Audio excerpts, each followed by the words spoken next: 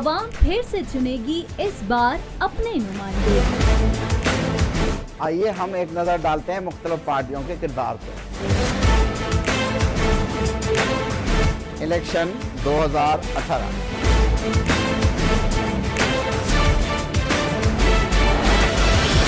Welcome back नाजरीन, गुफ्तगू का सिलसिला जारी है। हम बात करें खान साहब की सादगी के हवाले से, जो उन्होंने डिसीजन भी लिया है कि मैं पीएम हाउस में नहीं रहूँगा और तालीम और सेहत और जो भी मसाइल हैं उनका जो है वो सोल्यूशन निकालेंगे, जल्द से जल्द उनको बेहतर बनाएंगे। कमर साहब, अभी रिसेंटली वाक़या हुआ है गुज़िश्ता दिनों कि चल्लास में जो है स्कूल जो है वो जला दिए गए हैं, ख़ास तौर पे लड़कियों के स्कूल जो है जला दिए गए हैं। शरपरसन अनासिर जो है उनकी जानिब से जो है इस तरह से ये जो अमल किया गया है, तो किस तरह से देखते हैं इस अमल को? देखें, यही तो दहशतगर्दी है, ठीक है, यही तो दहशतगर्दी है। इसी दहशतगर्दी को ही फेस करना है।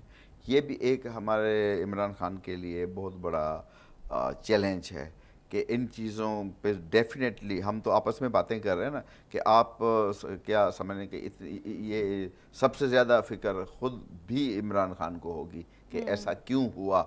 मेरे अब आते ही मैंने हलफ भी नहीं उठाया, ये हुआ और मेरे आते ही इस तरह का इतना हाँ, बड़ा वाक़या पेश हो गया। तो ये भी क्या कोई साजिश का हिस्सा तो नहीं है जो इनके खिलाफ साजिशों का जाल बुना जा रहा है, तो उसको उस नज़र से ज़रूर देखेंगे और उसमें जाहिर है कि हमारा देखिए, एक बात ये भी है कि इमरान खान साहब का जो है अपना पर्सनली कोई मुफाद नहीं है पाकिस्तान की तरक्की के लिए, और हम सब बीइंग अ पाकिस्तानी हम सब अपने मुल्क की तरक्की ही चाहते हैं कि हमारा मुल्क जो है तरक्की करे। और जो कंट्रीज़ हैं हम देखते हैं कि वहाँ पर ये, हम खुद वहाँ पर घूमने फिरने के लिए जाते, तो हम देखते हैं हमारे मुल्क में इस तरह का क्यों नहीं है। असल में अवाम कोई भी हो, छोटी गरीब से गरीब हो या अमीर से अमीर हो, ये कुदरती बात है कि हर आदमी की ये ख्वाहिश होती है कि जिस मुल्क में मैं रह रहा हूँ वो अच्छा हो, खुशहाल हो और एक पुरसुकून जगह हो हमारे लिए, ठीक है ना।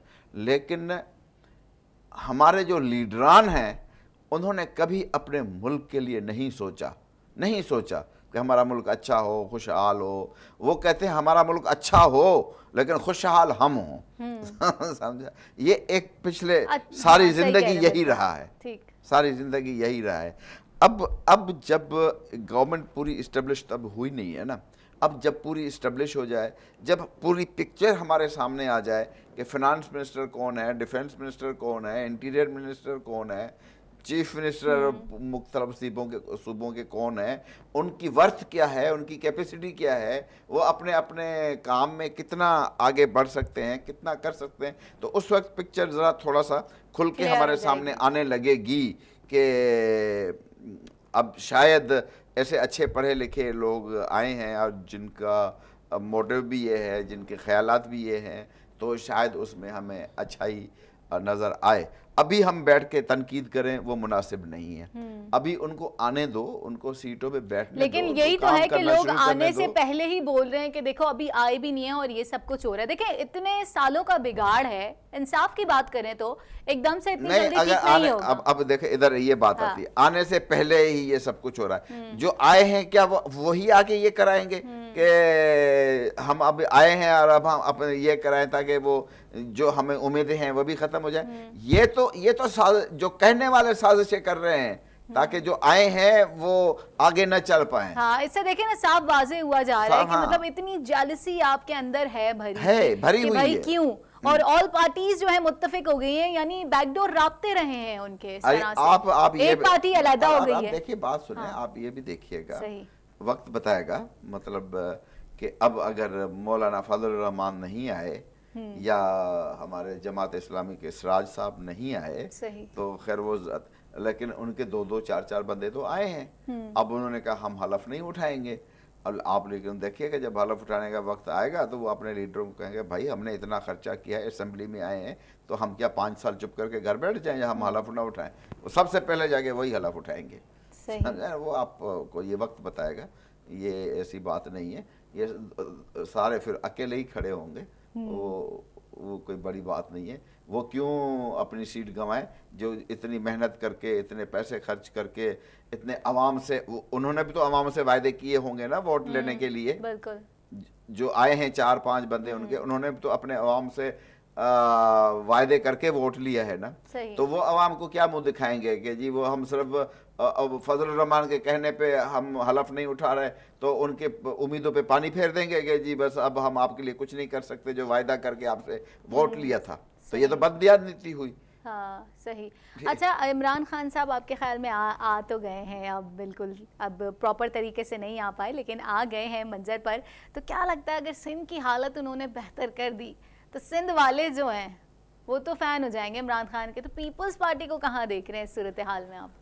देखिए, पीपल्स पार्टी के मुझे आने वाले दिन जो है ना कुछ बेहतर नजर नहीं आ रहे।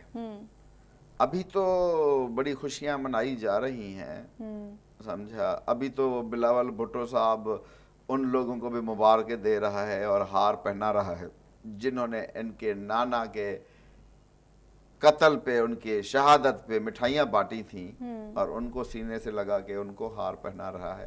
बिलावल साहब को बड़ी खतरनाक शिकस्त हुई है, देखा हो तो आपने।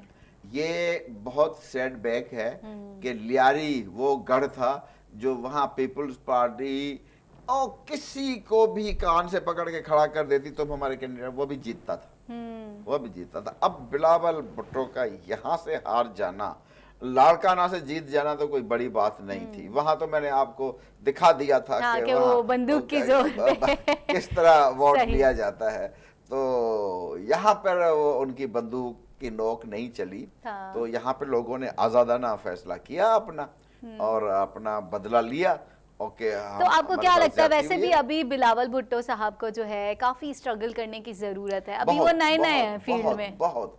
अभी मैं आपको बिल्कुल स्ट्रेट वे कहता हूँ, स्ट्रेट वे कि अभी ये अभी नाबालिग बच्चा है, अभी तो इसको पीछे से पुश किया जा रहा है, या अभी इसमें वो मेच्योरिटी नहीं है, समझा ना, जो इनकी माँ में थी या जो इनके नाना में थी या जो इनकी वालदा जो थी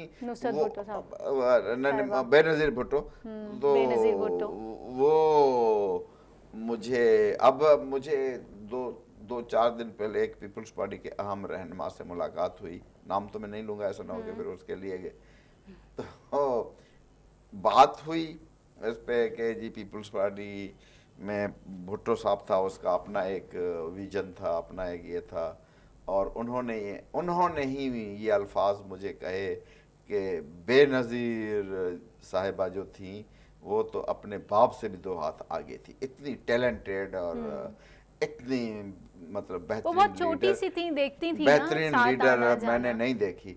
बस अब तो कुछ भी नहीं है। अब इस अल्फाजों पे अगर मैं गौर करता हूँ तो उन्होंने दूसरे लफ्जों में कह दिया कि अब इनके पीछे जो बैठे हैं वो कुछ भी नहीं, समझा। अब अगर उनको पता चल गया कि किसने ये अल्फाज कहे हैं तो मतलब असली भुट्टो खानदान जो है वो तो हमें बहुत कम जो है वो दिखाई देता है। क्या ख्याल है अगर वो आगे आ जाएं? कम दिखाई देता है, मतलब जैसे कम दिखाई है ही नहीं, मतलब यही कह सकते हैं कि है ही नहीं। जो असली हकदार हैं वो तो है ही नहीं। असली हकदार तो छोड़ो, दूर की बात है, असली हकदार तो कहाँ से आएंगे।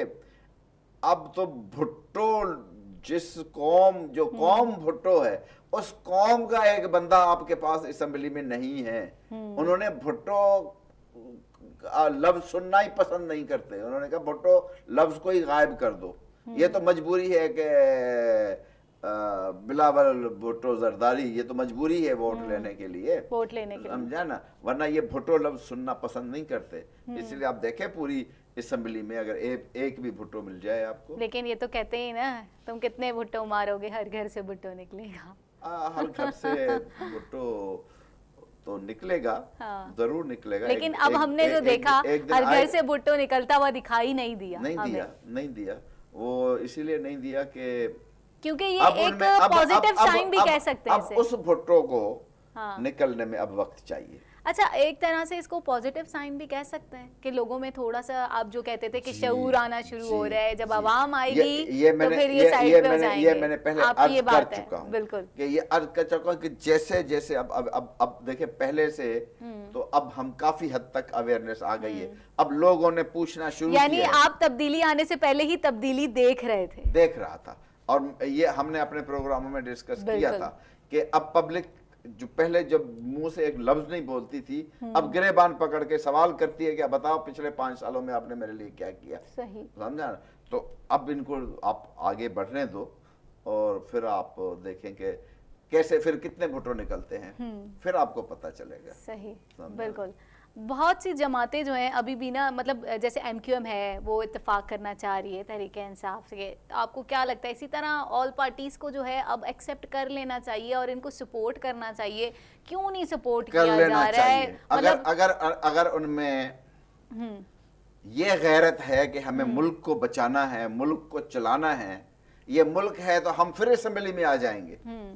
ये मुल्क है तो हो सकता है कि किसी कोई तरीका निकल आए कि कहीं से कोई बंदा इस्तीफा दे दे, कहीं से कुछ हो जाए, कोई बाईपास में इलेक्शन में आ जाएं। वो अच्छी उम्मीदें रख के सिर्फ अपने मुल्क के मफाद में अगर ये सोचें कि सब चीजों को छोड़ो, हमें अपने मुल्क को बचाना है, हमने अपने मुल्क को चलाना है, तो फिर उनको ये बातें पार्टियों को इतनी बड़ी ठोकर अब भी इससे लगी साफ है। जाहिर होता है कि वो सिर्फ हमेशा इलेक्शन अपने मुफाद के लिए लड़ते थे, पाकिस्तान के लिए नहीं। हाँ, आवाम के लिए नहीं। और स्पेशली यूथ जो है, हमारी यूथ ने बड़ा ना, नौजवान आगे का जो मुस्तकबिल है उसने बड़ा सपोर्ट किया है, मतलब तब्दीली को। आने वाले दिनों में भी अब यहाँ जब तब्दीली और मजीद आएगी और जो इमरान खान कहते आए हैं सुनामी, तो वो सुनामी अब ये यूथ लाएगी। सही। अच्छा, पार्टीज जो है, मतलब इसका मतलब यही है ना कि मतलब वो पाकिस्तान, जैसे आपने कहा, पाकिस्तान के बारे में नहीं सोच रही, यानी अपने अपने बारे में सोचा जा रहा था। तो मतलब अब जो है, अब इनको इतनी बड़ी ठोकर लगी है, इनके इतने आम नुमाइंदों से, मतलब उम्मीदवारों से, इतने खास उम्मीदवार जो है वो हार गए, फिर भी इनको मतलब नसीहत नहीं लग रही। नहीं नहीं नहीं नहीं, नहीं। देखिए, जिनका हर जगह जाती मुफाद वापसता होता है, इनका जब देखा हमारा खाना पीना बंद हो गया, तो वो उनके लिए तो इतना सेटबैक हो गया, तो वो तो कहते हैं कि जी हम इमरान खान को कच्चा खा जाएं। समझा ना?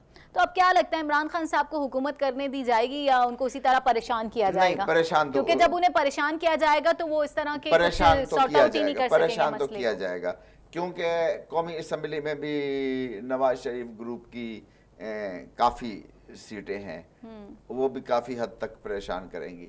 पंजाब में भी अगर पीटीआई हुकूमत बनाती है, लेकिन उधर भी जो है वो सीटें आधी हैं, कोई इमरान खान की ज्यादा सीटें नहीं है, वो भी वो इधर उधर से आजाद वालों को मिला के और पंजाब में गवर्नमेंट बना सकता है, वैसे नहीं बना सकता। तो जो है वो बलोचिस्तान की भी यही हालत है, तो परेशान तो इनको बहुत करेंगे।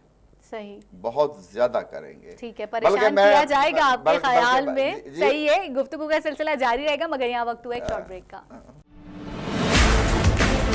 अवाम फिर से चुनेगी इस बार अपने नुमाइंदे।